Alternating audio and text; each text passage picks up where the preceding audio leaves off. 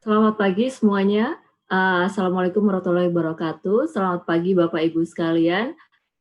Terima kasih boleh hadir pada saat pagi hari ini dalam live seminar From Classroom to Remote Learning untuk Nurse Education. Pada saat pagi hari ini yang berbahagia ini kita akan kedatangan 3 bintang speaker yang dari masing-masing dari expertise areanya. Perkenalkan yang pertama kita akan disampaikan sharing dari Umang Gupta. Beliau adalah selaku Director Health and Software. Beliau ada sekarang saat ini sangat pagi sekali di Umang di New Delhi. Kemudian yang kedua, kita akan diberikan sharing expertise dari Pak Agus Setiawan, bagaimana remote learning di dalam Fakultas Keperawatan Universitas Indonesia. Selamat pagi Pak Iwan, beliau saat ini sebagai Dekan Fakultas Keperawatan Universitas Indonesia. Yang ketiga, kita akan kedatangan sharing expertise kita yang ketiga adalah Ibu Fitri, Ibu Fitri Hardayanti selaku kurikulum departemen di AIPNI. Jadi beliau yang mengurus kurikulum di AIPNI. Dan perkenalkan nama saya sendiri, Duma Evi, saya selaku account manager untuk Elsevier di Indonesia. Terima kasih buat kehadirannya. Dan untuk slide yang pertama, diskusi sharing ini kami berikan juga ada Q&A. Nanti Bapak Ibu sekalian bisa bertanya dalam Q&A, ada di dalam boxnya Q&A, jadi bisa masukkan pertanyaan dalam Q&A di sini untuk speaker-speaker yang ada di sini, maupun yang general maupun spesifik gitu. Untuk tidak memperpanjang waktu lagi, kita sambut, kami persilahkan Umang Gupta. Dalam diskusinya nanti, Umang akan menyampaikan dalam bahasa Inggris, jadi mungkin belum dalam bahasa Indonesia. Kepada Umang, silakan please. Thank you. Good morning, everyone. Firstly, thanks for the opportunity, Duma, and thank you to my fellow panelists, Dr. Fitri and Dr. Agus. So today I will be walking you through about the changes and the evolution that are happening in the larger nursing education world. We are moving in a transitionary phase from a traditional classroom to a more online, digital, connected world. And that is where I'll give you a perspective of how things are changing around us. So Duma, maybe next slide.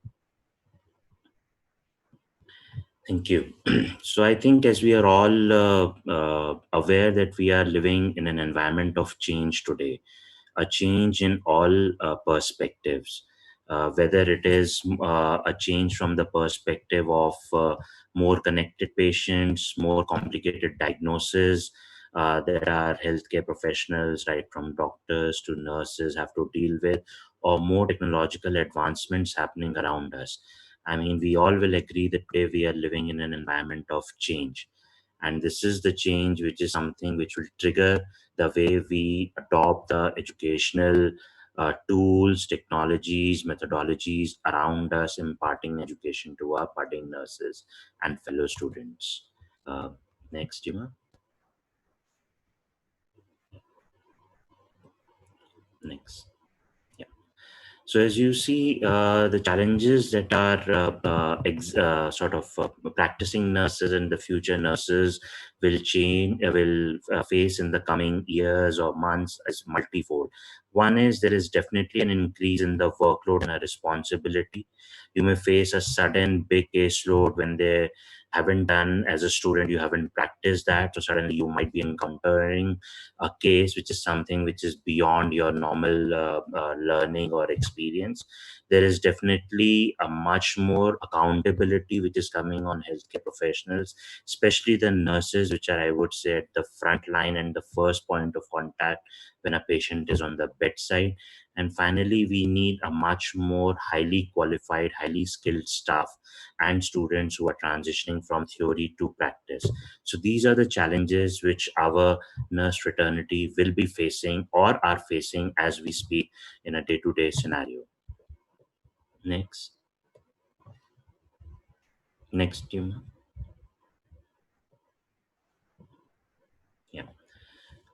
Yeah. So if you see, the challenges are faced, are being dealt at the entire education chain, whether it is the students, whether it is the lectures or the faculty or whether it is the universities.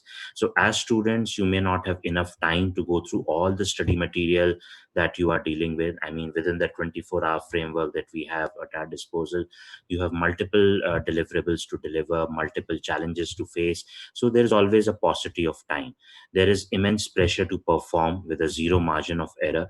That means your skill set has to be really up to the standards to deal with the situation on the ground. And at times, you may not have access to all the resources or the knowledge that is there available to you, or affordability could also be a challenge in some geographies. Similarly, when it comes to a faculty typically is multitasking. Maybe they are teaching, they are doing their own research, they are practicing. So at times they are literally juggling multiple hats as a profession. They are severely pressed for time. Lecture creation takes a lot of time, a lot of bandwidth for a faculty. So these are the challenges typically a faculty faces when it comes to dealing with students or imparting them education. As a university or as an academic institute, there may be a big challenge, because today the top of the students, they want to go with a university which has good credentials, good rankings, good infrastructure, both offline as well as online. So these are the challenges that each of us are facing in these times of transition. And this is where we have to really think afresh, really revamp our infrastructure or our approach in terms of dealing with these challenges of the future. Next, Dima.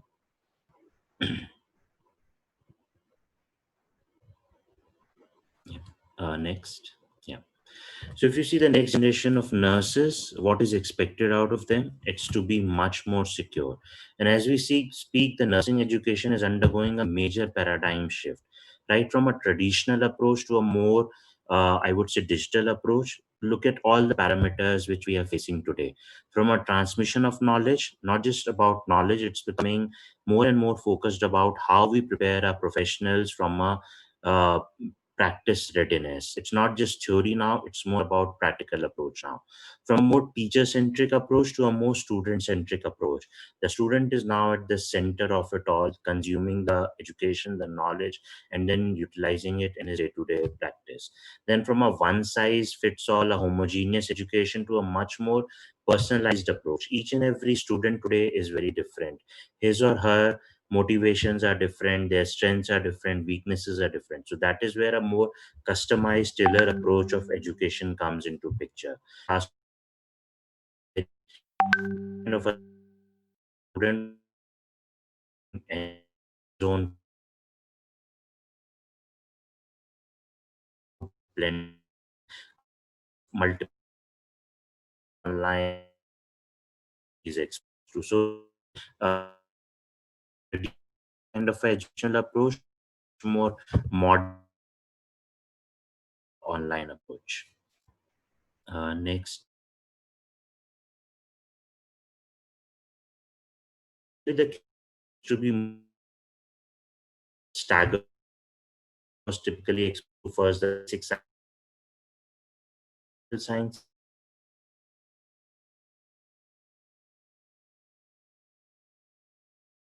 integration underway. The verticalization today to the clinical practice which they will encounter in future. So more, this is what few next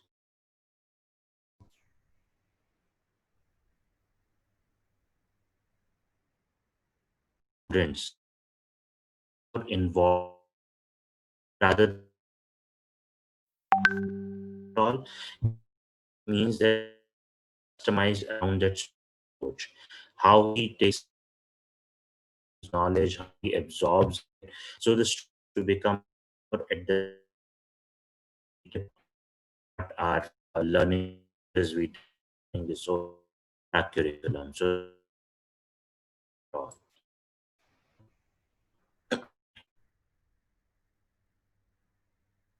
the fact changing really set convention set example. Teacher would student would first sort of have a classroom, then go back impart knowledge through like flip video methodology happening is or the is much before student much more prepared classroom IT time on a laptop or on digital, and he will actually be verifying knowledge in the classroom. So knowledge in the class the class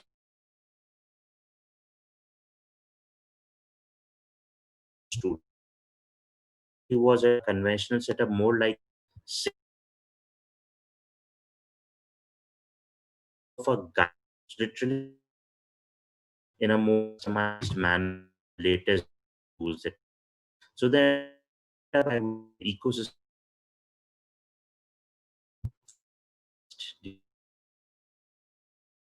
from a more personal different approach, very much how to shape up here, shape up how you present tactics or it's based trends, more personal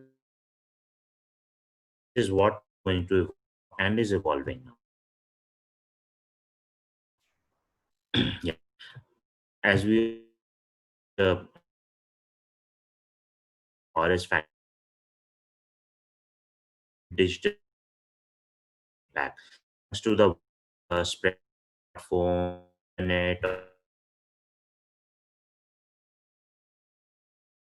access to the larger internet at our disposal, which also brings the knowledge at our disposal in my palm top or in my smartphone or in my laptop. So this is one big digital revolution which is happening or shaping up the trends in the entire fraternity as we speak across geographies.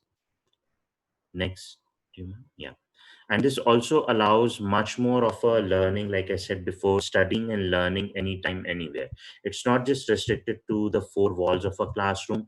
Today it is anytime, anywhere, outside the classroom, inside the classroom, right from a simulation center or in a hospital kind of a setting, or if you're in a clinic kind of a setting. It's a much more independent learning today. Students today are relying not just on conventional books, they are exposed to knowledge on social media, knowledge on internet.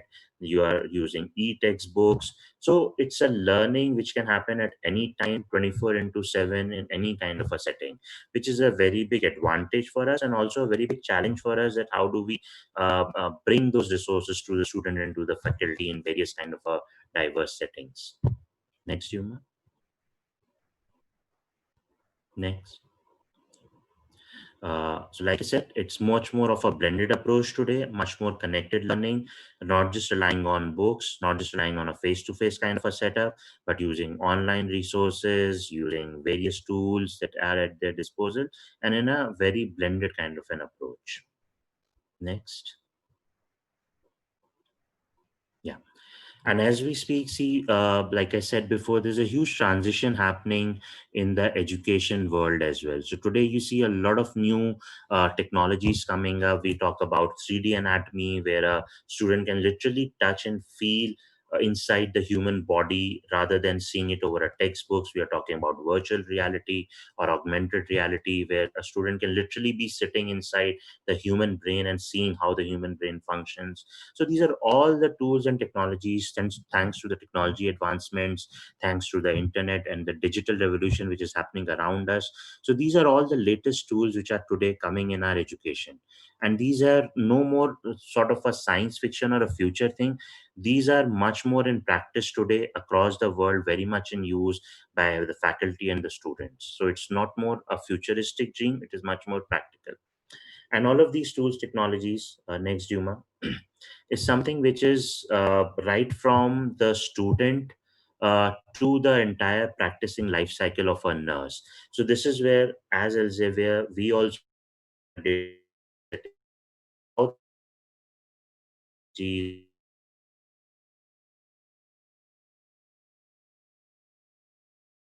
right from a student year 1 to year 2 to when they transition into a nursing practicing world to become the future leaders of the nursing world. So these are the digital tools which will help them throughout their lifespan. Next, to give you some of the flavors, next Yuma, yeah.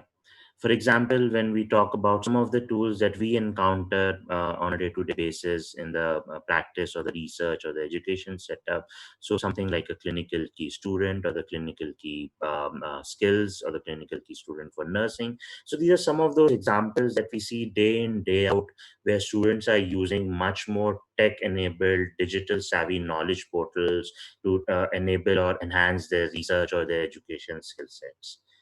Next, you.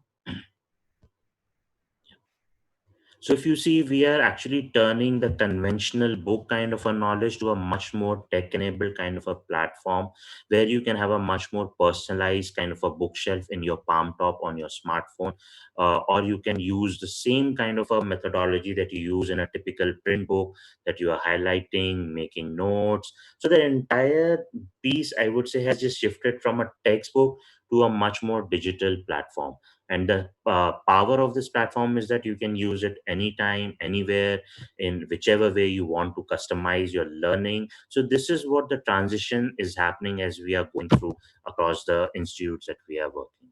Next, Yuma. So if you see on various portals, whether it's your phone, everywhere, and how are students actually using these digital tools? The students are using these to prepare their own kind of assignments, revise concepts, take notes, use flashcards. Similarly, they don't have to carry the bulk books all throughout. Today, it's in their palm top on their smartphone, and also a quick access. Rather than sort of flipping through pages, myriad books, you have resources at the click of a fingertip. All you need to do is just search, and you have the resources all across the globe at your disposal. So this is how students are actually becoming much more adept to using the digital education tools that are coming up today. Similarly, next, Yuma, same for the faculty also. The faculty traditionally they used to spend a lot of time, a lot of bandwidth in creating lectures, presentations. Today you can do that just by the click on your laptop or on your palm top. Similarly, you can keep the class much more engaged because, like we said before, the education today is very much becoming much more innovative using latest tools like AR, VR. So, to make the entire class much more engaged and involved in the learning process. So, this is where the digital tools sort of break the monotony, and also in terms of upgrading the skills and the content. And the same goes for universities as well. Universities today can track the progress of their students, use the analytics, use all the resources and portals to track the entire methodology within their own institute, who's the rankings or the accreditation status. You can really sort of say that your campus is today the smart campus in your region, the only digital campus which is using the latest tools, not just for your students, for your faculty. So all in all, I would say using of digital tools and technologies, education tools like clinical key student, complete anatomy. Now these are things which will not just make our students, our faculty, our universities much more future ready, but this will also sort of catapult them into a new era of, I would say, online classroom setup that we are looking for. Next. And all in all, I would say to finally quickly conclude, I think the focus today is improving our skills.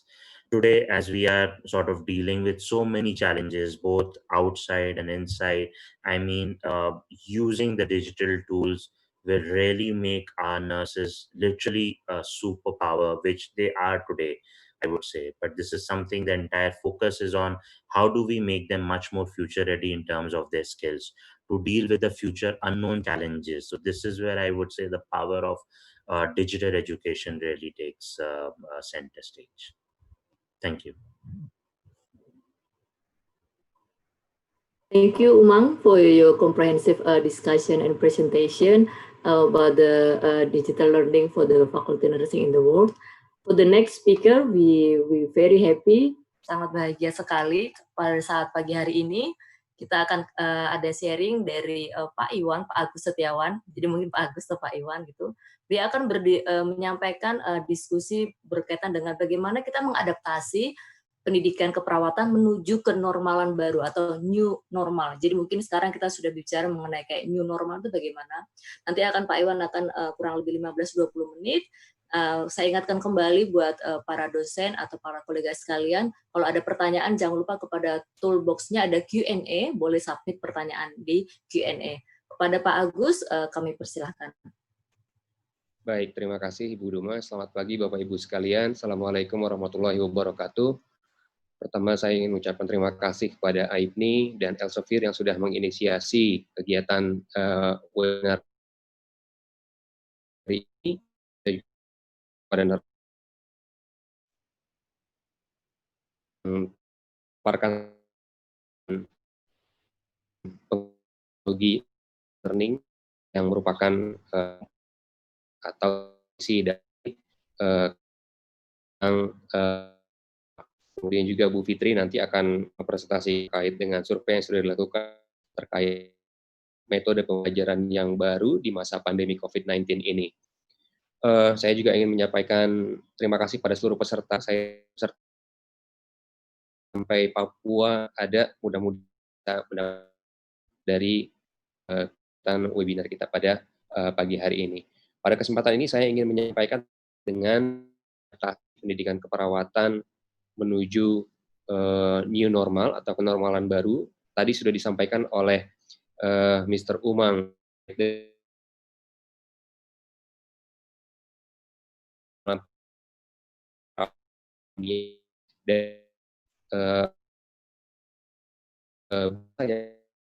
menuju pembelajaran yang modern atau digital.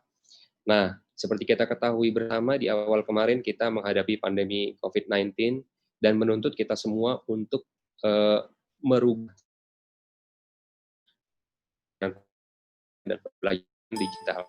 Kesempatan saya presentasi terkait dengan seperti apa itu sudah banyak bahasannya. Dan saya akan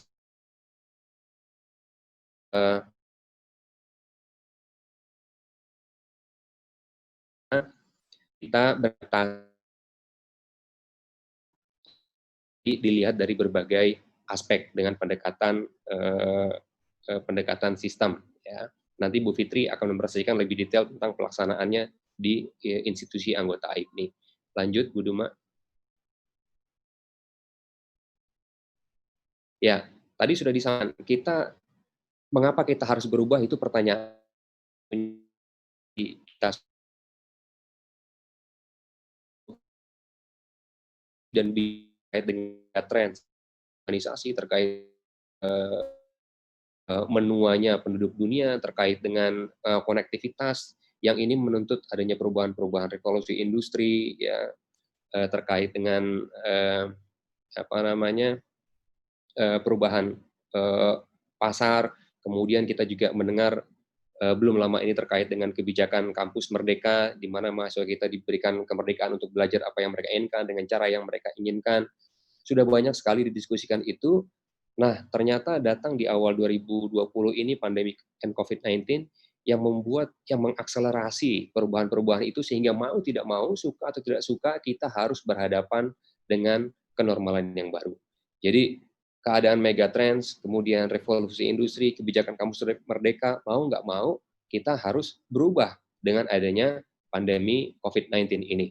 Sehingga dikatakan kita ini sekarang berada pada fase kenormalan yang baru. Banyak definisi-definisi yang menyebutkan terkait dengan normal ini dalam berbagai aspek sosial, ekonomi, dan kegiatan-kegiatan termasuk pendidikan keperawatan.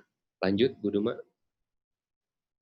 Nah, perubahan-perubahan itu juga tidak terkecuali pada pendidikan keperawatan. Saya kira ini momentum yang baik di tahun perawat 2020, di mana WHO sudah menyampaikan bahwa 2020 ini adalah tahun perawat dan bidan, dan saya kira ini momentum yang baik, di mana WHO menggarisbawahi pentingnya negara-negara itu menginvestasikan sumber daya keperawatan. Jika di tahun 2020, di tahun 2030 tidak menginginkan adanya masalah shortage tenaga keperawatan yang lebih berbahaya lagi, karena diprediksi dunia akan kekurangan jutaan perawat pada tahun 2030, maka ini adalah saat investasi yang tepat jika dunia ingin mengembangkan sumber daya manusia yang sangat penting di area keperawatan ini.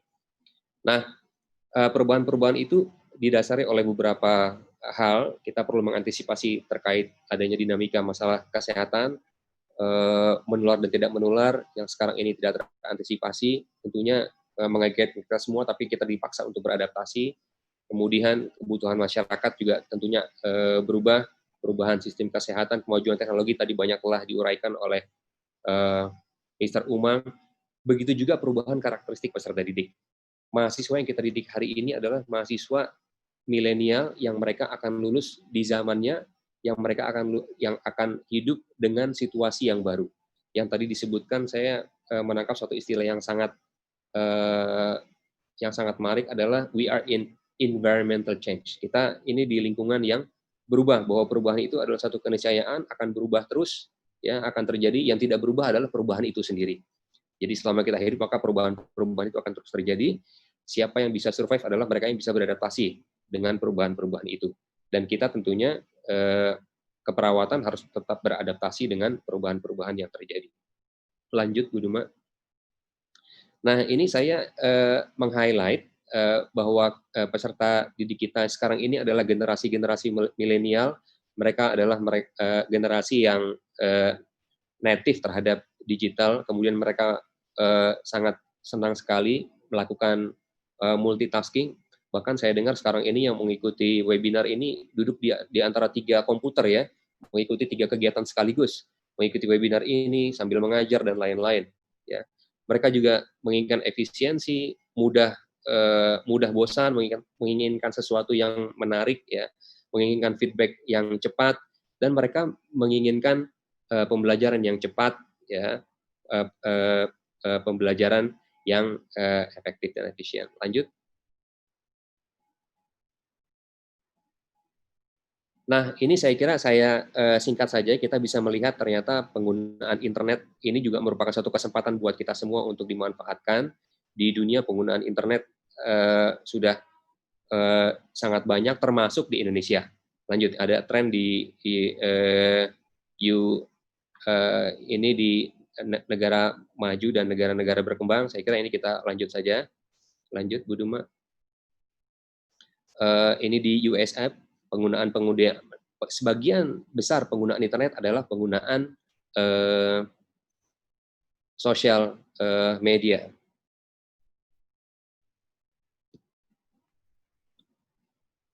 Halo?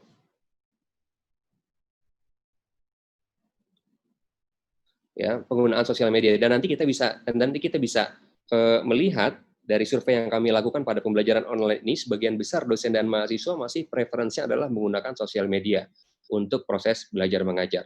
Nah, di Indonesia sendiri ternyata kita bisa melihat penetrasi internet begitu besar, ya. Dan ini banyak digunakan oleh penduduk dengan usia muda. Lanjut.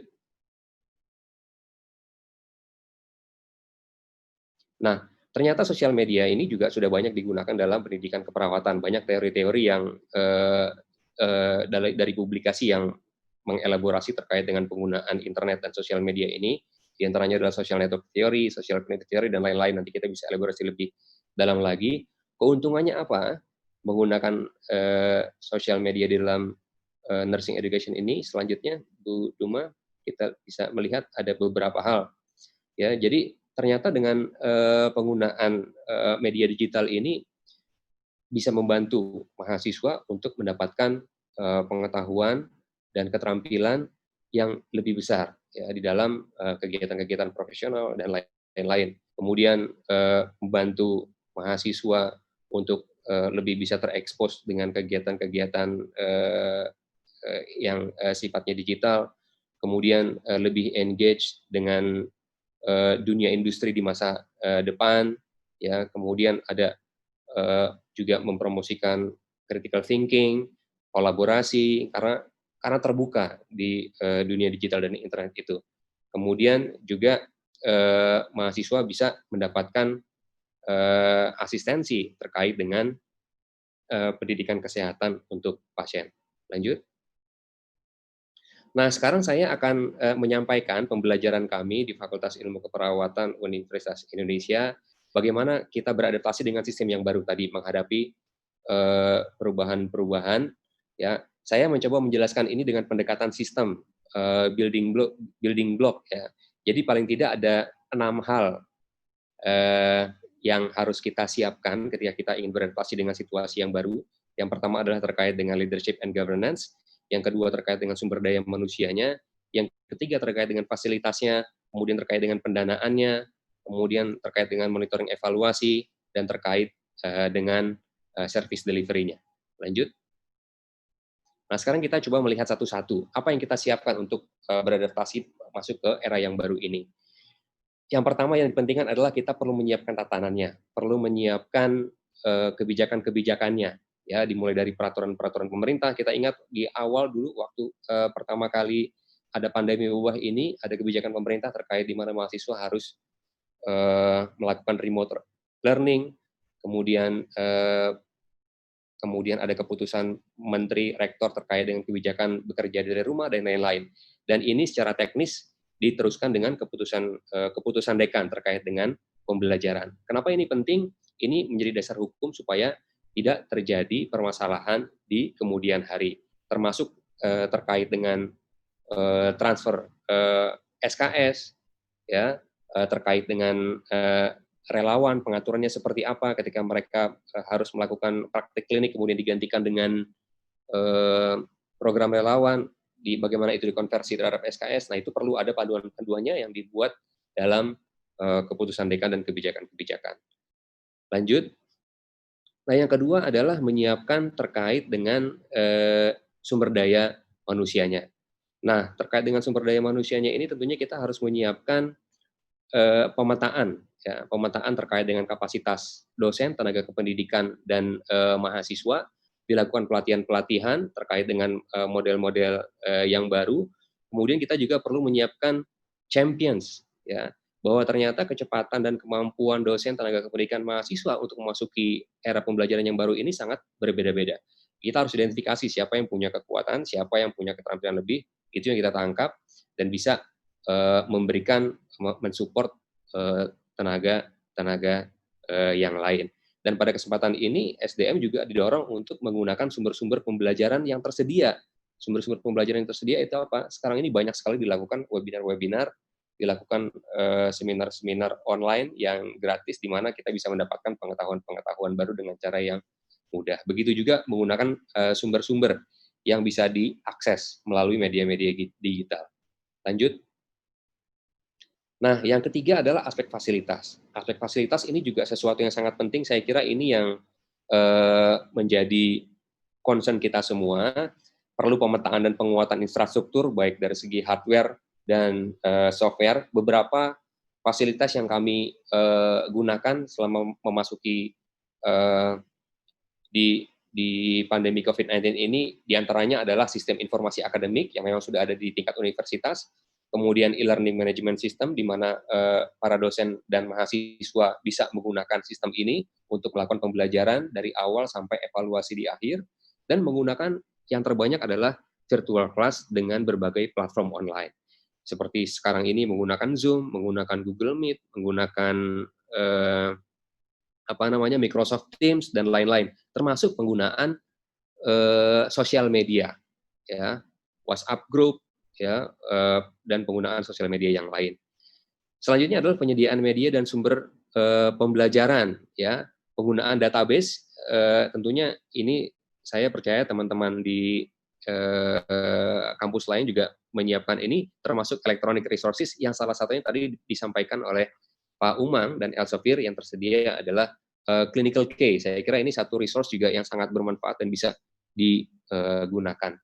Dan yang terpenting dalam pengembangan fasilitas ini adalah pengembangan pedoman-pedoman. Karena kita memasuki strategi pembelajaran yang baru, maka penggunaan pedoman-pedoman itu menjadi sangat penting. Seperti contohnya di UI, semenjak ada COVID-19 ini, kemudian berubah pembelajarannya ke pembelajaran jarak jauh, dibuatkan satu platform khusus di mana dosen, mahasiswa, tenaga kependidikan bisa mengakses untuk bisa mendapatkan bantuan. Dia juga menyiapkan help desk ya. Ini 24/7 ya, 24 jam sehari, 7 hari seminggu jika dosen mahasiswa mendapatkan kendala-kendala dalam mengakses pembelajaran online. Lanjut. Nah, ini adalah beberapa contoh, ini tampilan website dari PJJ UI. Ya, jadi ada panduan-panduan terkait dengan bagaimana beralih ke kuliah online, kemudian apa platform yang bisa digunakan, kemudian frequently asked questions, apa pertanyaan-pertanyaan yang biasa kendala-kendala yang biasa dihadapi oleh dosen dan mahasiswa, dan lain-lain bisa diakses pada laman ini. Lanjut, selain pedoman-pedoman itu juga dibuat pedoman-pedoman pembelajaran yang lebih teknis. Ya, ini contohnya adalah panduan praktik tugas akhir profesi, karena ada perubahan metode dari praktek profesi juga tentunya salah satu yang terimbas. Praktek laboratorium itu semua dibuat panduan-panduannya. Ini salah satu contoh yang dikembangkan oleh program studi S1 Nurse oleh sekretaris prodi kami. Nah, kemudian ini juga salah contoh panduan-panduan penggunaan media pembelajaran online yang lain, ya, platform lain. Ini contohnya bagaimana menggunakan Zoom, bagaimana menggunakan MS Teams, dan lain-lain. Dan panduan-panduan banyak sekali diproduksi untuk membantu memastikan dosen, tenaga kependidikan, dan mahasiswa bisa mengikuti sistem yang baru ini. Lanjut. Nah, itu dari segi fasilitas. Jadi apa yang kita siapkan tadi, yang pertama adalah leadership dan governance-nya disiapkan, yang kedua SDM-nya disiapkan, yang ketiga fasilitasnya, yang keempat adalah aspek finance. Ini juga satu hal yang sangat penting. Memasuki keadaan seperti ini tentunya disadari baik perguruan tinggi negeri, perguruan tinggi swasta, semua mengalami perubahan-perubahan dalam hal anggaran, ya. Bukan hanya pengeluaran, pemasukannya juga berubah.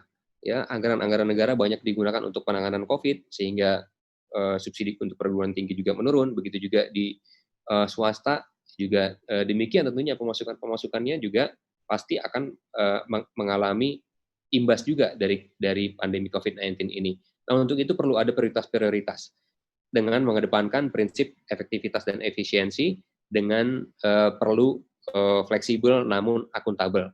Ya, di Universitas Indonesia contohnya ada penyesuaian tentunya dengan work from home ini, ada anggaran-anggaran yang disesuaikan, seperti misalnya kegiatan-kegiatan meeting-meeting itu dilakukan secara online, sehingga konsumsi itu juga harus ya dikurangi, bahkan ditiadakan, karena itu salah satu anggaran juga cukup besar.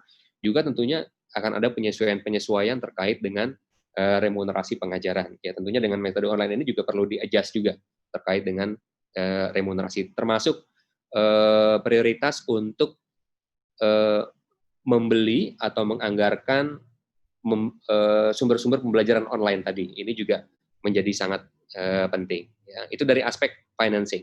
Selanjutnya adalah aspek monitoring dan evaluasi. Nah, monitoring dan evaluasi ini juga menjadi sangat penting untuk memastikan bahwa apa yang kita lakukan itu sudah on the track, sudah tercapai tujuannya.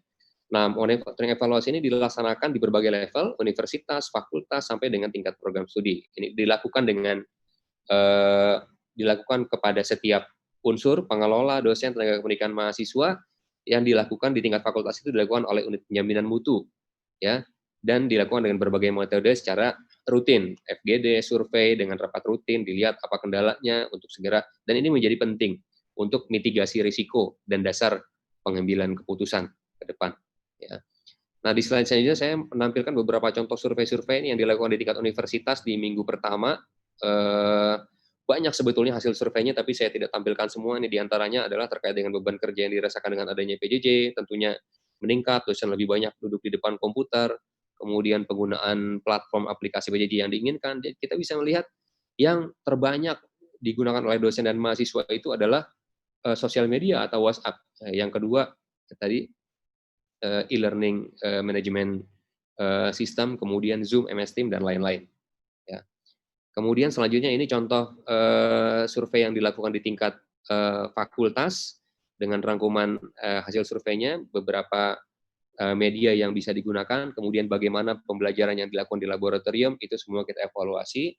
untuk mendapatkan masukan dari dosen dan mahasiswa dan untuk perbaikan ke depan. Lanjut. Nah, yang ketiga, yang terakhir tentunya terkait dengan metode pembelajaran. Service delivery-nya juga harus disiapkan. Tentu ada penyesuaian metode-metode pembelajaran kelas, menjadi online, dan lain-lain. Banyak sekali metodenya, laboratorium, menjadi virtual laboratorium, praktik klinik, ada praktik-praktik klinik yang bisa dilakukan dengan case studies dan lain-lain, simulasi, tapi ada praktik klinik yang harus dilakukan dan harus di-make up waktunya, sehingga perlu ada penyesuaian kalender akademik. Kegiatan-kegiatan penelitian seperti skripsi, tesis, disertasi itu juga tentu ada penyesuaian-penyesuaian. Kami mendorong mahasiswa yang melakukan skripsi dan tesis terutama untuk menggunakan pengambilan data secara online atau menggunakan data sekunder. Nah, untuk itu juga dilakukan pelatihan lagi untuk dosen dan mahasiswanya, termasuk kemungkinan untuk mahasiswa skripsi ini menggunakan literatur review untuk menjawab pertanyaan-pertanyaan penelitian mereka. Termasuk conference juga tentunya disesuaikan. Conference itu kita akan melakukan tahun ini tidak melakukan conference secara face to face, tapi kita akan melakukan virtual conference. Nah, ini ada sekalian mensosialisasikan kepada teman-teman semua. FIKUI akan melakukan virtual conference yang dilakukan secara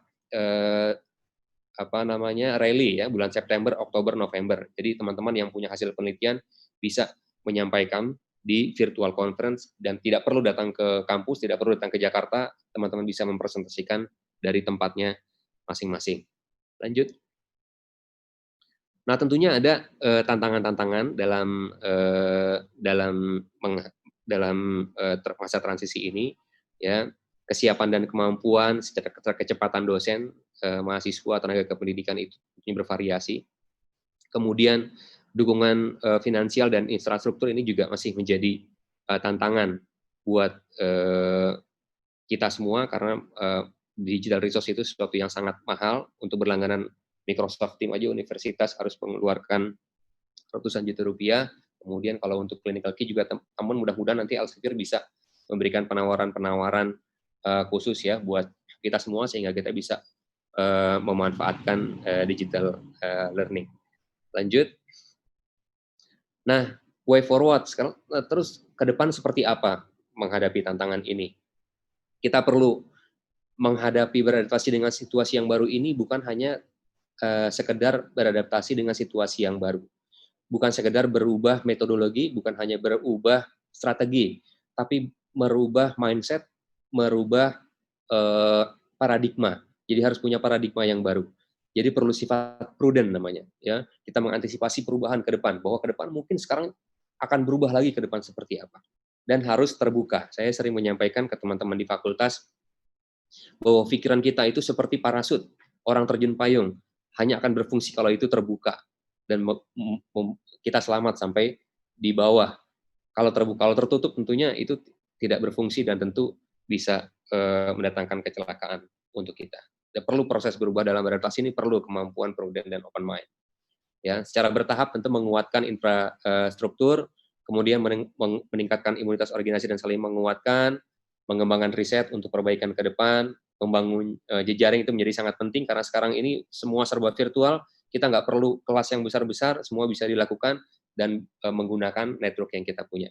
Dan mengidentifikasi keterampilan-keterampilan baru yang diintegrasikan dengan keterampilan-keterampilan perawatan. Tadi beberapa sudah disebutkan oleh Pak Umang ya, terkait dengan digital literasi dan lain-lain, itu perlu dimasukkan ke dalam kurikulum kita. Saya kira itu yang perlu yang bisa saya sampaikan. Mohon maaf kalau waktunya berlebih, nanti kita perdalam lagi dalam diskusi. Terima kasih. Assalamualaikum warahmatullahi wabarakatuh. Waalaikumsalam warahmatullahi wabarakatuh. Terima kasih buat Pak Iwan yang sudah berbagi bagaimana mengadaptasi remote learning di new normal area ini. Nanti mungkin saya ingatkan kembali buat Bapak Ibu sekalian, kalau ada pertanyaan boleh chat di Q&A. Nanti setelah ini kita akan ada sesi untuk menjawabnya dari berbagai speaker. Pada berikutnya adalah kepada Ibu Fitri. Ibu Fitri adalah selaku Ketua Kurikulum di dalam AIPMI. Beliau akan men-sharingkan, sudah melakukan survei berkaitan dengan yang remote learning ini di member dari AIPMI. Pada Ibu Fitri, kami persilahkan. Ya. Baik, Assalamualaikum warahmatullahi wabarakatuh. Selamat pagi semuanya, salam sejahtera untuk kita semua. Sebelumnya saya ingin menyampaikan selamat pagi pada Ibu Duma, kepada pembicara Pak Agustiawan yang baru saja selesai memaparkan bagaimana pengalaman pembelajaran remote learning di Fakultas Ilmu Keperawatan Universitas Indonesia. Dan pada kesempatan ini saya ingin melanjutkan kalau tadi Pak Setiawan menyampaikan pengalamannya pada institusi di UI, saya ingin menyampaikan bagaimana gambaran secara umum pada institusi anggota AIPNI. Ya, lanjut. Ya, jadi pada beberapa waktu yang lalu, sekitar 2 minggu kami melaksanakan dan berakhir surveinya pada tanggal 30 Mei yang baru lalu, dan kami mencoba melakukan analisis dari hasil survei yang sudah kami lakukan. Ya, next. Ya, dalam survei yang kami berikan melalui Google Form, beberapa hal yang kami cakup yang tadi juga sudah disampaikan oleh Pak Setiawan, yaitu mencakup regulasi, kemudian rencana strategis, implementasinya, kemudian fasilitas pendukung, SDM, dan juga kerjasama. Ya, slide. Pada kesempatan ini kami ingin mengucapkan terima kasih yang sebesar-besarnya pada partisipan. Di sini alhamdulillah sudah terkumpul hasil evaluasi pembelajaran dengan menggunakan remote learning pada 158 institusi anggota AIPNI. Jadi kalau dilihat dari institusinya sejumlah 158 dari 328 anggota AIPNI yang tercatat terakhir ya. Jadi hampir 50% yang sudah berkontribusi, dan dari masing-masing regional itu sudah ada perwakilannya. Memang masih ada yang sedikit keterwakilannya, tapi mudah-mudahan ini bisa menggambarkan secara umum bagaimana evaluasi pembelajaran remote learning di institusi anggota AIPNI. Dari 158 ini jumlah responsnya yang kami terima itu sebetulnya sejumlah 336. Jadi ada responden yang dari mahasiswa sejumlah 128, kemudian yang lainnya responden ada dari dosen, ketua prodi, kemudian juga dari pimpinan perguruan tinggi. Totalnya ada 336 responden. Ya, next slide. Ya, ini yang pertama terkait dengan regulasi yang sudah disiapkan oleh prodi anggota AIPNI, bahwa sebagian besar di sini memang disediakan oleh yang membuat adalah rektor atau pimpinan perguruan tinggi. Meskipun demikian ada juga yang dibuat oleh dekan dan juga ketua jurusan, namun yang terbanyak adalah dibuat oleh pimpinan perguruan tinggi. Ini memang sangat penting sekali buat pegangan untuk prodi melaksanakan regulasi pembelajaran tersebut. Ya, slide. Ya, untuk selanjutnya bentuk regulasinya berupa apa, itu yang paling terbanyak adalah berupa surat edaran atau surat keputusan. Masih ada beberapa yang berdasarkan hasil rapat, mungkin nanti ini bisa dilanjutkan diskusi yang informal ini untuk ada data otentiknya berupa surat keputusan maupun surat edaran. Ya, next slide. Nah, para peserta webinar perlu kita perhatikan juga apakah perencanaan pembelajaran daring itu sudah ada di dalam rencana strategis dari program studi Ibu Bapak sekalian. Kalau misalnya belum ada, ini penting juga buat kita ketika sudah ada regulasi yang sudah dibuat oleh pimpinan perguruan tinggi, ini hendaknya dimasukkan ke dalam rencana strategis. Nah, di sini sudah tinggal 27% yang belum memasukkan ke dalam rencana strategis, apakah itu masuk ke dalam RIP-nya atau rencana pembangunan jangka panjangnya. Ya, next. Untuk selanjutnya, tadi kalau sudah ada di level pimpinan ataupun di pimpinan perguruan tinggi ya, di top manajernya, ini juga perlu ada dalam bentuk rencana operasionalnya. Nah, ini masih perlu dibuatkan rencana operasional untuk rencana pembelajaran daring ataupun remote learning di institusi Ibu dan Bapak sekalian. Jadi ini masih ada 16% yang belum memasukkan ke dalam next slide.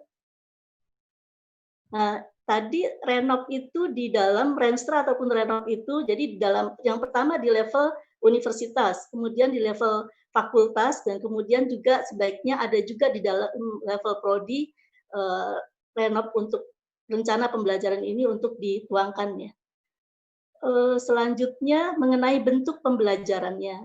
Nah, untuk bentuk pembelajarannya, di sini yang kita jumpai dari hasil survei itu tadi memang sudah ada kebijakan dari pimpinan untuk seluruh prodi melaksanakan pembelajaran tersebut. Tapi masih ada juga yang memang merupakan tambahan dari mata kuliah, jadi tidak sepenuhnya mata kuliah 100% misalnya dilaksanakan dengan e-learning ya. Nah, untuk cara dosen mengembangkan objek ajarnya ini masih banyak yang dituntut ya memang untuk kreativitas seorang dosen. Bersyukur di sini yang paling banyak adalah dosen sudah mencoba membuat sendiri, memodifikasi ya dari media-media objek ajar yang tersedia. Memang kalau masih membeli ini, mungkin tadi kalau Pak Setiawan menyampaikan untuk perubahan rencana kegiatan dan anggaran tahunannya, perlu juga disediakan alokasi untuk membeli objek ajar untuk mendukung pembelajaran tersebut. Di sini memang masih kecil sekali ya untuk cara dosen mengembangkan objek ajar melalui membeli media tersebut. Ya, slide berikutnya. Untuk ragam objek ajar yang banyak digunakan, ini sudah banyak menggunakan audiovisual ya, tapi masih banyak juga yang menggunakan teks ya. Saya rasa masih bisa memungkinkan untuk dikombinasi supaya tidak membosankan buat mahasiswa. Ya, baik, next slide. Sekarang fasilitas. Tadi ketika sudah disinggung untuk persiapan pelaksanaan pembelajaran e-learning, kita juga harus mempersiapkan fasilitas. Dari hasil survei ini, ternyata memang betul ya, tadi dari pengalaman UI pun, grup, dari WA Group itu masih banyak sekali ya, yang terbanyak menggunakan media WA Group ataupun mailing list ya. Nah, di sini juga dari hasil survei hampir 50% anggota AIPNI juga mereka banyak yang menggunakan media tersebut. Tapi juga banyak yang video conference, misalnya di sana menggunakan Skype atau Zoom ya, itu juga sudah banyak yang menggunakan. Ya, next slide.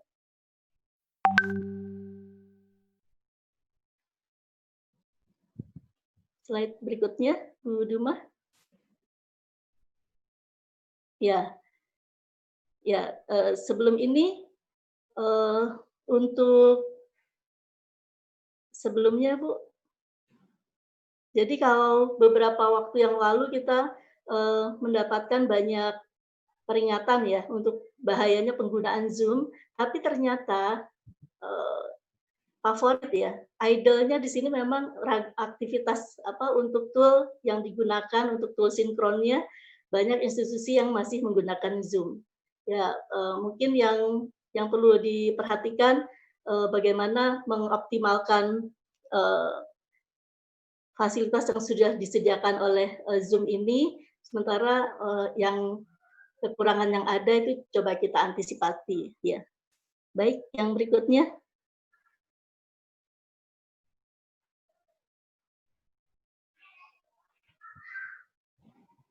Kemudian langganan bandwidth dari perguruan tinggi yang ada, ini untuk yang lebih dari 1 Gbps itu masih 22,3%, sementara masih ada juga yang melanggan, ini yang paling rendah 1000 Mbps ya, masih ada sekitar 18,4%. Jadi ini juga perlu diperhatikan untuk pengalokasian pendanaan, bagaimana perguruan tinggi bisa melanggan bandwidth-nya lebih besar lagi, rasionya disesuaikan dengan student body yang ada di institusi Ibu dan Bapak sekalian. Ya, slide berikutnya. Ya, kemudian terkait SDM. Terkait SDM di sini tentunya memang yang paling banyak terlibat itu adalah staf di TI ya. Di beberapa institusi ini cukup banyak sudah ada unit untuk pengembang media pembelajaran dan juga perancang pembelajaran. Nah, bagi yang belum menyediakan ternyata masih ada ini sekitar 14,3% itu masih belum bisa menyediakan pendukung pembelajaran ini. Ya, next slide. Ya, kemudian untuk penyelenggaraan pelatihan ini sudah banyak dilaksanakan di institusi ibu dan bapak sendiri, dan sangat dimungkinkan kita juga tetap bisa mengikuti pelaksanaan pelatihan penyelenggaraan pembelajaran dengan metode daring ini di luar perguruan tinggi. Karena banyak sekali yang menyediakan kegiatan-kegiatan untuk penyelenggaraan pelatihan tersebut. Ya, slide.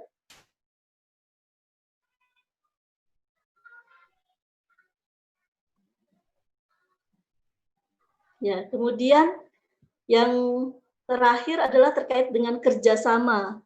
Nah, di sini untuk kerjasama dengan perguruan tinggi lain, tadi kalau di tempat kita sendiri resource-nya itu terbatas, ataupun kita juga bisa berbagi dengan perguruan tinggi lain, apa yang ada kelebihan di tempat kita, kemudian di tempat lain apa kelebihannya, saya rasa ini menjadi peluang untuk diadakan kerjasama dengan perguruan tinggi lain untuk menyelenggarakan pembelajaran daring.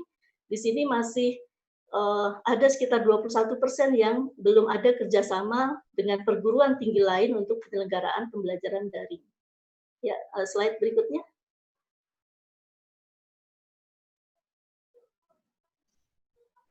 Nah, kemudian kalau tadi realisasi kerjasamanya, kemudian kalau yang apakah di prodi ibu dan bapak sudah ada rencana untuk kerjasama dengan perguruan tinggi di luar negeri? Di sini banyak yang masih belum punya rencana untuk kerjasama dengan perguruan tinggi di luar negeri. Mungkin tadi yang di dalam negeri sudah cukup banyak, tapi rencana untuk kerjasama dengan yang luar negeri ini perlu kita bangun, dan mungkin nanti saya tidak tahu AIPNI juga bisa membantu memfasilitasi agar bisa ada kerjasama dengan institusi luar negeri untuk pelaksanaan pembelajaran ini. Ya, slide.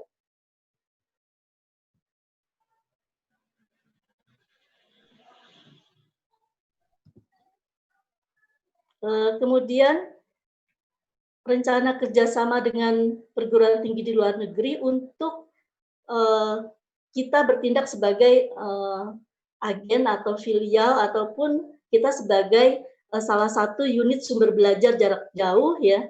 Ini juga masih banyak yang belum merencanakan.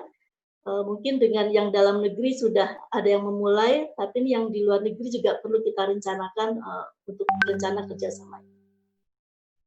Ya, slide berikutnya.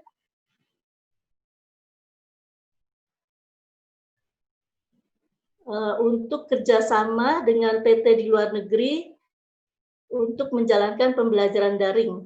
Nah, di sini bertindak sebagai agen filial ataupun unit sumber belajar jarak jauh, maupun kita sebagai pusat belajar jarak jauh, ini juga masih terus harus kita kembangkan karena kita masih rendah, ya, hanya 18% yang sudah punya kerjasama ini. Ya, berikutnya.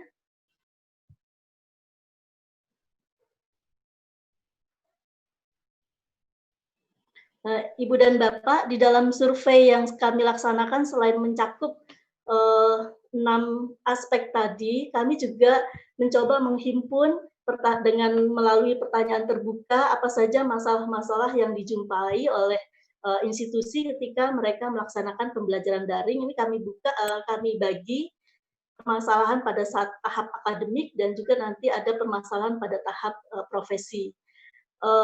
Masalah kuota dan jaringan internet itu masih mendominasi, ya, karena institusi kita kan memang 320 tadi, dari 185 ini keterwakilan dari Aceh sampai Papua itu ada semua institusinya, dan masih menjadi kendala terbesar mengenai akses internet dan kuota yang besar. Ketika pembelajaran itu dilakukan, mereka harus mengakses video sehingga dibutuhkan pendanaan tersendiri bagi mahasiswa maupun dosen untuk pelaksanaan pembelajaran ini.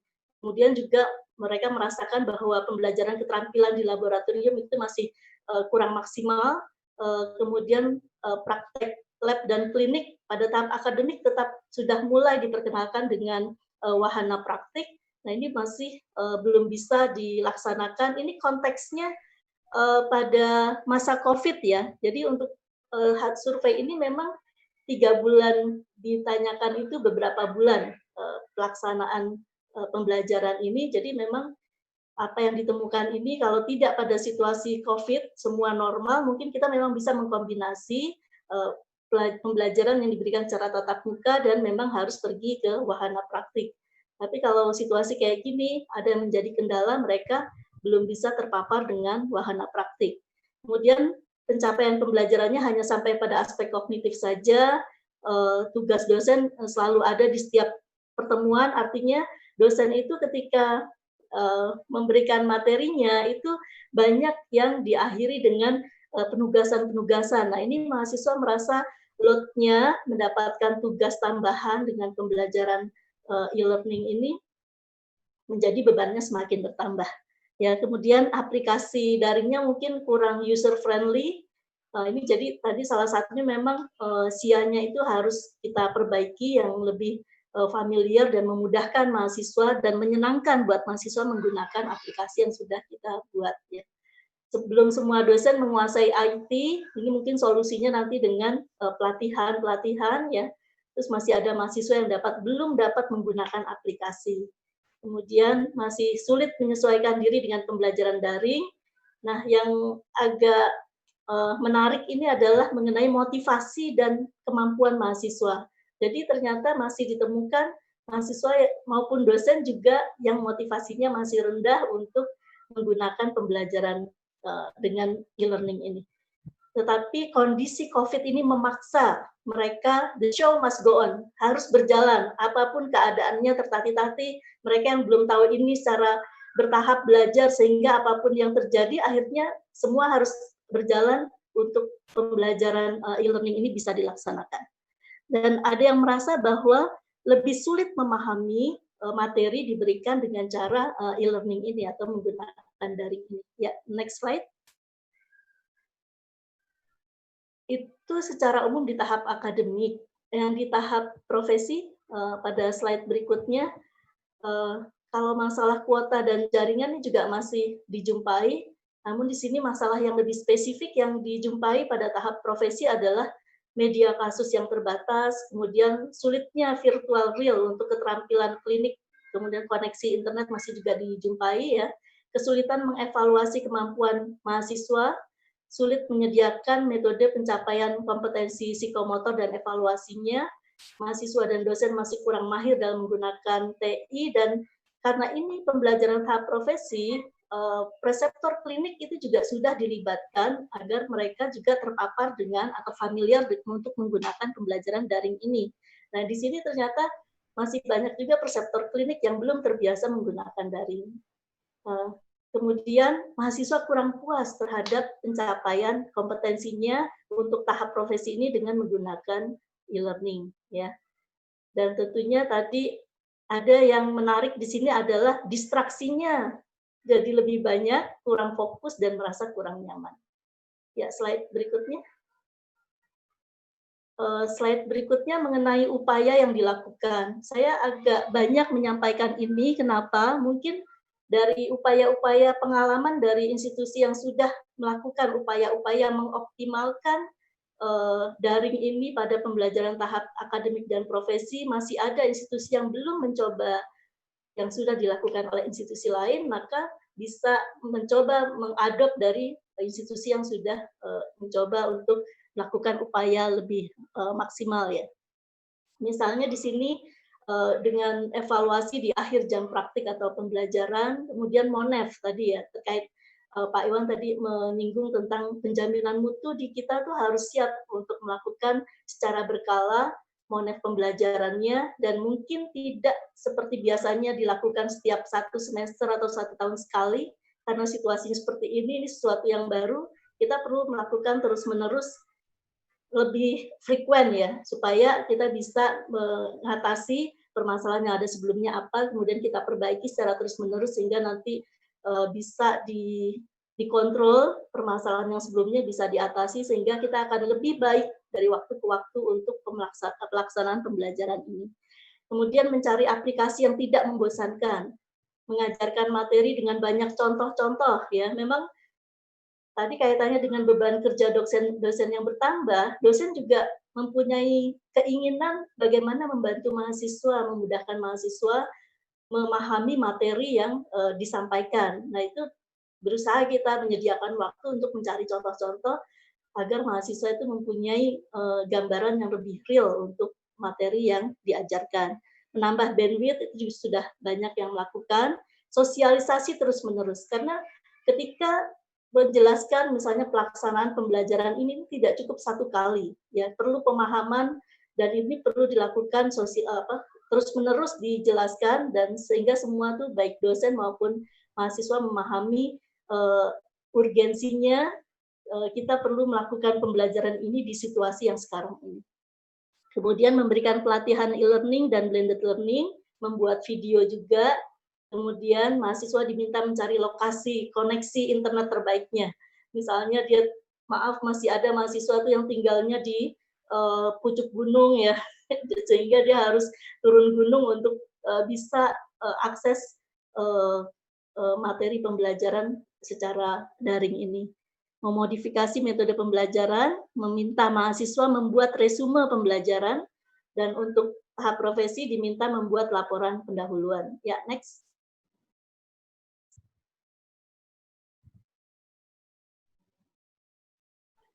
Ya, kemudian kerjasama dengan vendor untuk pembelajaran.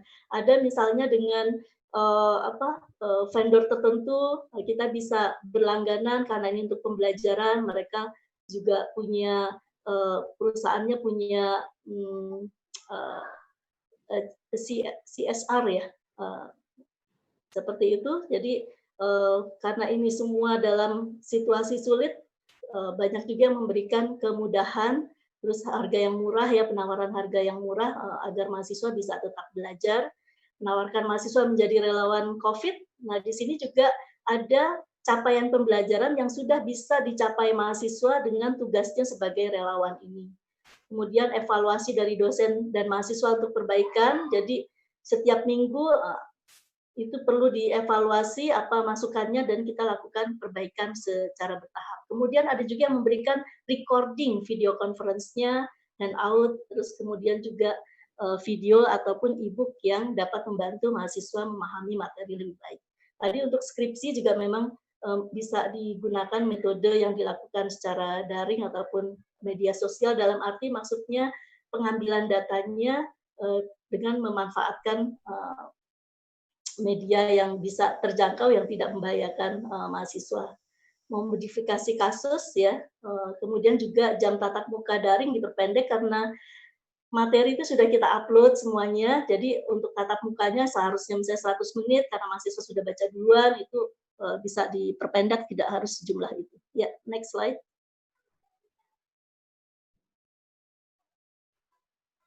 Nah, kemudian ada yang berusaha menyusun media ajar, ini kreativitas dosennya, penugasan video KIE ya, kemudian, nah ini juga pemberian bantuan kuota untuk mahasiswa dan juga dosen, ya. Ini mungkin tidak terlalu besar, tapi cukuplah untuk menambah semangat belajar dan bekerja dosen maupun mahasiswanya. Tadi membuat buku panduan, pedoman, video tutorial pembelajaran online, ini juga ada yang sudah diselenggarakan oleh institusi anggota AIPNI. Ya, next slide.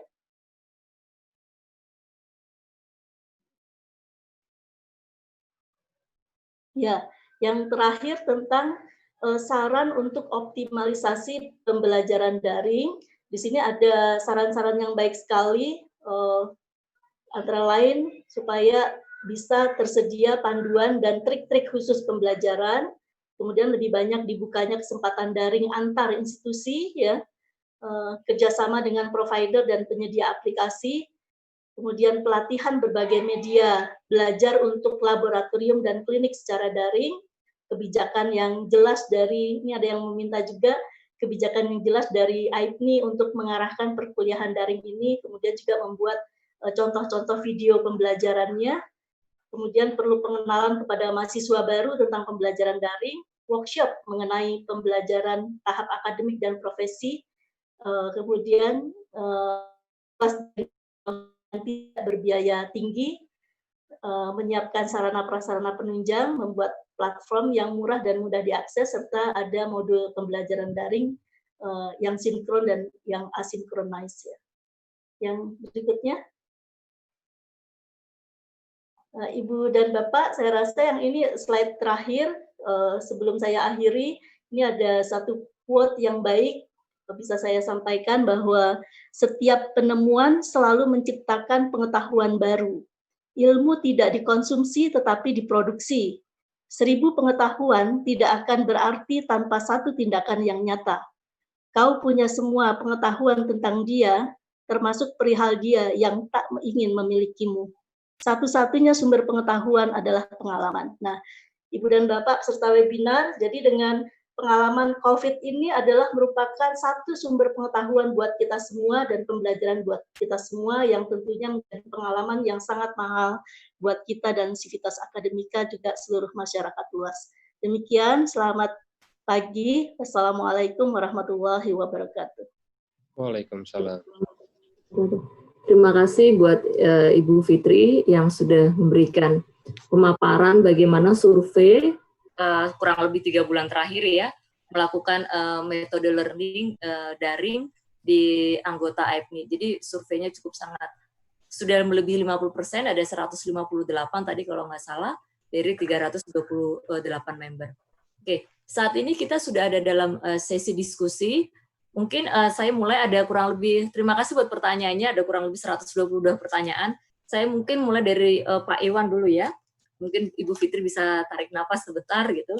Pak Iwan di sini ada menanyakan bagaimana membuat perencanaan atau evaluasi praktek klinik, sehingga saat ini kan sudah sistem daring ya. Jadi banyak banget yang tadi nanya bagaimana kita bisa mengevaluasi buat perencanaan tapi dalam profesi itu, karena belum pernah terjadi. Itu yang mungkin banyak sekali pertanyaan. Boleh Pak Iwan? Baik, terima kasih Bu Duma, terima kasih Bapak Ibu semua untuk pertanyaannya. Ini saya kira satu hal yang menarik kalau untuk kegiatan kelas itu bisa dimodifikasi dengan cara-cara online. Yang menjadi pertanyaan adalah bagaimana terutama kegiatan-kegiatan pembelajaran laboratorium dan pembelajaran di klinik ya. Untuk sharing di kami, di UI itu kebetulan kemarin begitu dinyatakan pandemi COVID-19 di bulan awal Maret itu, masih ada 3 rotasi pembelajaran profesi, 3 mata ajar. Yang pertama adalah manajemen keperawatan, yang kedua adalah kolaborasi tim kesehatan, yang ketiga adalah tugas akhir ya. Memang terkait dengan pendidikan atau pembelajaran klinik ini satu hal yang sangat tricky ya. Berbagai metode kita coba exercise, dan yang banyak digunakan oleh mahasiswa selama ini adalah mereka mengganti dengan kegiatan relawan. Nah, kegiatan relawan itu jadi disesuaikan dengan capaian-capaian kompetensinya. Kalau di tingkat manajemen misalnya ikut relawan selama 1 bulan itu dihitung 4 SKS dengan 2 minggu di klinik dan 2 minggu memasuki masa karantina. Namun ada juga kegiatan-kegiatan, misalnya mahasiswa memutuskan tidak ikut relawan, mereka untuk kegiatan-kegiatan klinik seperti promosi kesehatan misalnya, itu seperti yang survei disampaikan Bu Fitri tadi, menggunakan video yang direkam, yang itu kegiatannya dilakukan di komunitas keluarga mereka yang relatively aman gitu ya untuk mahasiswa. Karena nggak bisa juga dipaksakan ke klinik karena rumah sakitnya memang menolak mahasiswa untuk praktik di situ.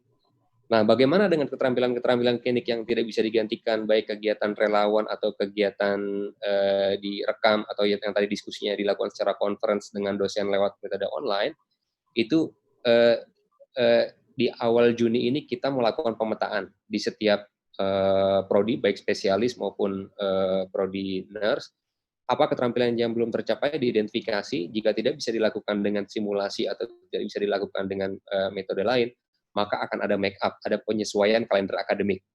Nanti kita lihat perkembangannya di akhir Juni dan sampai bulan Juli, ya itu mudah-mudahan situasinya sudah membaik, mahasiswa bisa masuk klinik tentunya dengan full protokol COVID-19 dengan jaga jarak, kemudian dengan ya protokol-protokol yang sudah ditetapkan.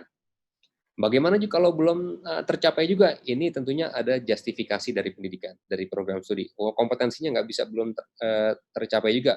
Universitas sudah memberikan rambu-rambu untuk mahasiswa yang tidak bisa menyelesaikan di semester ini karena kendala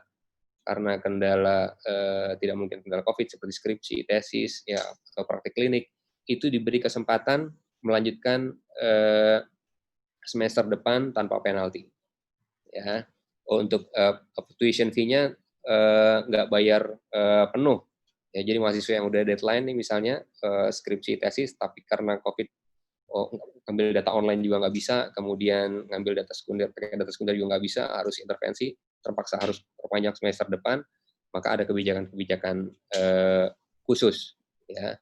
Karena biar bagaimanapun ada keterampilan-keterampilan klinik yang memang harus hands-on, langsung ke pasien dan tidak bisa digantikan dengan simulasi ataupun metode online. Tapi yang terbaik memang kalau mahasiswa mau ikut dalam kegiatan relawan. Nah, ini digunakan kesempatan ini kebanyakan oleh mahasiswa yang sudah bekerja atau mahasiswa ekstensi. Itu kami beri kesempatan mereka dipersilakan bekerja di tempatnya masing-masing. Ya, jadi praktik profesinya sambil bekerja, tapi di situ ada tentunya proses bimbingan dengan para dosen lewat bimbingan-bimbingan online. Namun praktiknya dihitung sebagai kegiatan praktik profesi lewat kegiatan relawan. Demikian mungkin Bu Duma dan teman-teman. Terima kasih buat Pak Iwan. Banyak sekali tadi yang feedback menanyakan ini. Kemudian mungkin pertanyaan kedua dengan Ibu Putri, mungkin saya summary ada beberapa 138 ini, ada beberapa yang menanyakan lanjutan dengan pertanyaan dengan Pak Iwan adalah apakah sudah ada regulasi dari Kementerian Kemendikbud bagaimana kita bisa menggaranti kompetensi metode daring ini untuk para mahasiswa profesi. Jadi tadi ada ditanyakan how we guarantee. Jadi kita apa sudah ada regulasinya dengan Kemendikbud atau bagaimana? Mungkin dari Bu Fitri silakan. Ya. Ini ke saya dulu ya, Bu Duma. Iya, Bu Fitri. Baik, terima kasih sekali. Sebelumnya akan saya informasikan bahwa kita insya Allah punya kesempatan, jadi Direktur Pembelajaran dari Kemdikbud itu sudah menyediakan waktu insya Allah tanggal 10 Juni mendatang, kita akan adakan audiensi ya terkait dengan pembelajaran untuk tahap profesi, salah satunya seperti itu. Jadi kalau pertanyaan yang selanjutnya bagaimana menggaransi kompetensi ini, memang pada situasi seperti ini tidak bisa 100% sama persis seperti kita melaksanakan pembelajaran praktik profesi betul-betul ke wahana praktik. Tapi kita cari yang mendekati, dan kita memanfaatkan waktu yang ada dan situasi yang ada. Kalau tadi Pak Iwan bisa menyampaikan pengalaman untuk pembelajaran praktek yang manajemen, bisa juga untuk yang praktik keperawatan komunitas misalnya, itu juga untuk diterjunkan sebagai relawan masuk ke WA grupnya pedukuhan, kalau istilahnya di daerah saya itu misalnya pedukuhan, di situ termasuk mendampingi OTG, PDP yang memang tidak perlu dirawat di rumah sakit. Nah itu bisa dilakukan konseling melalui WA group tersebut. Dan juga kita berkoordinasi dengan puskesmas, dengan dinas kesehatan. Nah, capaian pembelajaran ini itu kita substitusi dengan yang capaian pembelajaran yang sudah ditetapkan, misalnya pada praktek profesi komunitas, mana yang bisa disubstitusi. Tidak bisa semuanya memang berbeda dengan yang sebelumnya, tapi ini akan mahal sekali dibandingkan dengan yang normal ya. Dan secara umum prinsip-prinsipnya itu sama dengan bagaimana implementasi pembelajaran di tahap profesi, misalnya di komunitas itu tadi. Tadi saya bilang yang 100% sama seperti kita datang ke wahana praktek tanpa kendala situasi sekarang, itu memang tidak mungkin. Tapi yang mendekati dan memanfaatkan waktu yang ada. Nah, kita berharap, jadi yang pembelajaran untuk aspek kognitif, procedural knowledge itu bisa kita kedepankan. Nanti yang untuk butuh praktek-praktek ini kita berharap COVID ini menurun ya, kemudian tadi kita ada di era new normal. Nah, itu mungkin secara bertahap tadi untuk yang tersisa yang masih belum bisa dicapai dengan daring ini, maka itu bisa dimanfaatkan dari waktu setelah tadi situasinya sudah lebih kondusif. Nah, itu jadi tidak ada yang bisa 100% tadi bisa dicapai dengan itu, tapi kita mendekati dan memanfaatkan waktu yang ada. Dan nanti akan di akhir itu, jadi dikedepankan semua dulu yang knowledge dan juga procedural knowledge, nanti untuk yang skill langsung baru tetap kita upayakan ke wahana praktek, berharap dengan memperhatikan tadi new normal ini, ada beberapa yang harus disiapkan oleh kita juga. Dari saya tambahannya itu. Ya, Pak Agus, Pak Iwan mungkin ada mau menambahkan? Ya, betul sekali ya yang disampaikan Bu Fitri tadi. Jadi mudah-mudahan nanti kita dari AIPNI akan beraudiensi dengan kementerian dan mudah-mudahan akan ada akan ada jalan keluar kira-kira bagaimana yang terbaik. Tapi betul sekali memang tidak bisa 100%. Nah itu makanya dalam proses berubah beradaptasi ini perlu juga perubahan mindset dari para dosen dan pembimbing klinik terkait dengan capaian-capaian kompetensi. Ya, terkadang ada juga yang mempertanyakan ya kira-kira kalau kompetensinya tercapai nggak kalau jadi relawan 1 bulan? Ya kita optimalisasi dengan kegiatan itu. Dan ini saya kira udah satu wujud implementasi kemerdekaan belajar, ya. Bahwa capaian SKS itu bukan hanya bisa didapat dari kegiatan-kegiatan pembelajaran yang konvensional, tapi juga dari kegiatan-kegiatan yang lain yang dari situ bisa terpotret capaian kompetensinya. Nah, saya nggak tahu nanti mungkin salah satu implikasinya untuk mengukur capaian kompetensi tercapai apa enggak itu kan diuji kompetensi ya di akhir itu. Saya nggak tahu untuk tahun ini pelaksanaan uji kompetensi akan seperti apa, apakah lewat pembelajaran yang sekarang sudah berlangsung itu bisa memastikan kompetensinya tercapai, mungkin itu bisa jadi ukuran juga untuk tingkat kelulusan uji kompetensi ya. Kompetensi, ya oke. Terima kasih buat Pak Iwan, Ibu Fitri. Buat Bapak Ibu sekalian, mohon maaf, mungkin nanti belum bisa langsung live dijawab, mungkin habis ini nanti akan kami summary. Kemudian ada juga beberapa pertanyaan, apakah bisa mendapatkan slide, nanti akan kami kirim kepada Bapak Ibu sekalian. Kemudian satu lagi yang ingin kami sampaikan, mungkin Bapak Ibu sekalian juga bisa memberikan feedback kepada kami. Kemudian juga ada di sini kami memberikan tools support kepada member dari AIPNI, bukan hanya kepada AIPNI, tapi kepada global berkaitan dengan COVID-19. Kami memberikan informasi center dengan COVID-19. Di sini ada toolsnya. Kemudian juga bagaimana dengan healthcare education. Nanti juga di sini ada toolsnya. Mungkin Bapak Ibu sekalian bisa datang ke web sini, nanti bisa mendukung mencari informasi yang related berkaitan dengan COVID-19 atau juga health education di dalam fakulti HUK kami.